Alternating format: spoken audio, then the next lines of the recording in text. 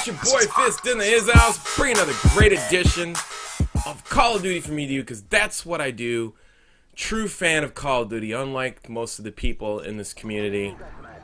If you want real, true, authentic Call of Duty care, come to my channel, and I appreciate it. Using the, I think that's AK-74U, old school. I don't know if that's what it is. I forgot if that's the. It has to be. It's like a smaller version of the assault rifle. AK-74, AK-47. I get it mixed up. My bad.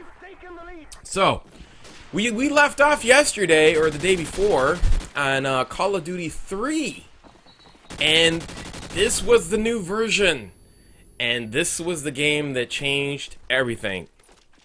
Now, this was a very important time in gaming on Xbox Live. This is when we were in the middle of a transition. A lot of people didn't know if they still wanted to play Halo 2, Halo 3, or they wanted to play Call of Duty 4. I think it was Halo 2. Yep. And a lot of people that were not good at Halo, or didn't like space games, and this was the first modern combat game that was in a small maps without vehicles, besides Battlefield 2 at the time. It just grabbed everybody. And everybody, this is the transition from when Halo died and this game became the most popular game on Xbox Live and other consoles. I mean, it all started from Xbox and then spread other places. But we're here to talk about the changes from Call of Duty 3. And it was enormous, huge changes. The mini-map, the search engines, the built-in kill streaks, the 357, the mini-map in the upper left-hand corner, the kill feed, the weapon designs.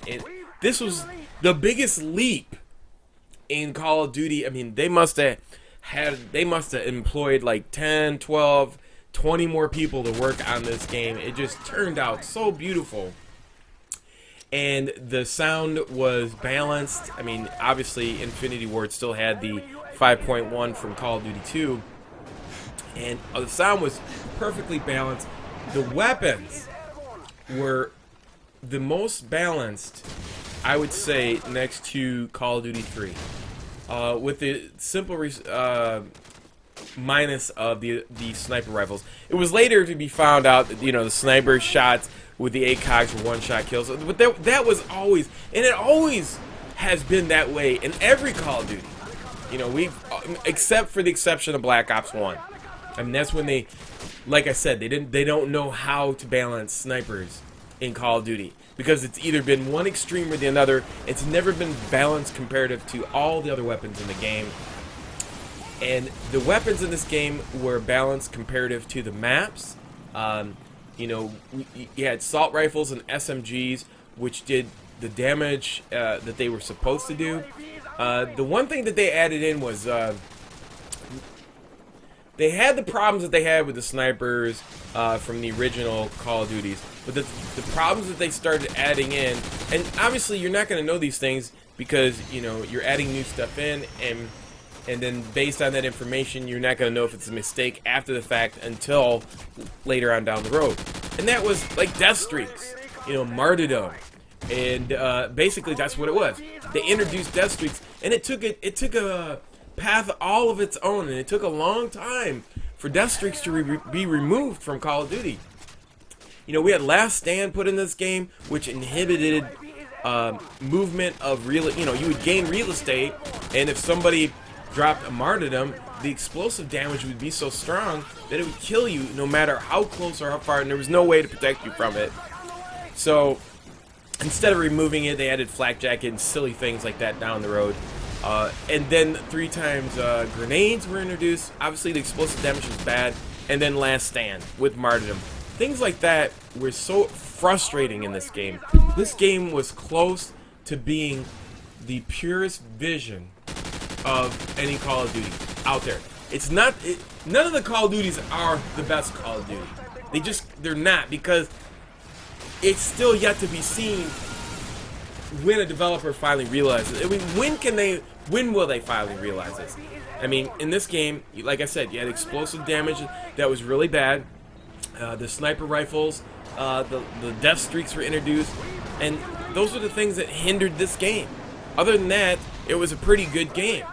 I mean, it's not the best, but that was the next step in the evolution of improving on the game. I'm still waiting for the sequel to Call of Duty 4, and it's still not here. So I mean, like I said, the kill feed was introduced. That was a beautiful thing. Point systems for kill streaks was introduced. A lot of other things that I haven't talked about. One thing that stayed consistent up to this point that I want to point out is the fact that you can still go from standing to prone relatively within 10 frames. So the reason why we didn't notice snipers were so bad, because there's a way to get out of the vortex. There is a way that you can go from standing to prone at the same time that a sniper can ADS. So that was the ability, the balance that was taken away, and it is still being taken away to an extreme in Black Ops 2, and now Ghost with sliding. We're going to go into, more of this. I want you to go over to Fist 2 channel, and also subscribe and follow my Fist Live Twitch channel. And the reason why I say this, a lot of people are like, Fist, I can't view the stream because it's only in 720p. I'm not trying to get a partnership because I want one. I have to get a partnership so people can view it in different progressions, like 240, 360, and so on and so forth. Until next time, it's your boy Fist. Peace. I'm out. Links below. I'm out of here.